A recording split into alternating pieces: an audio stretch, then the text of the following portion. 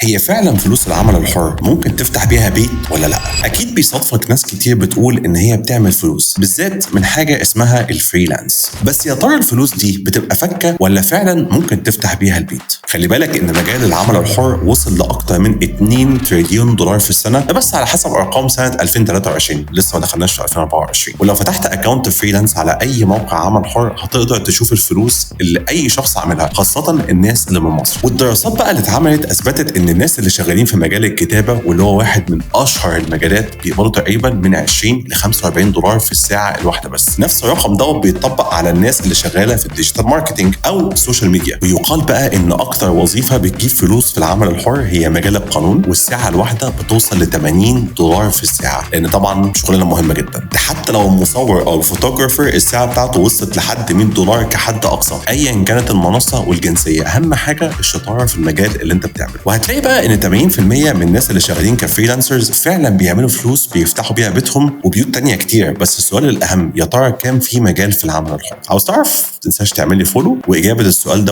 هتبقى في الفيديوهات الجايه ان شاء الله. سلام.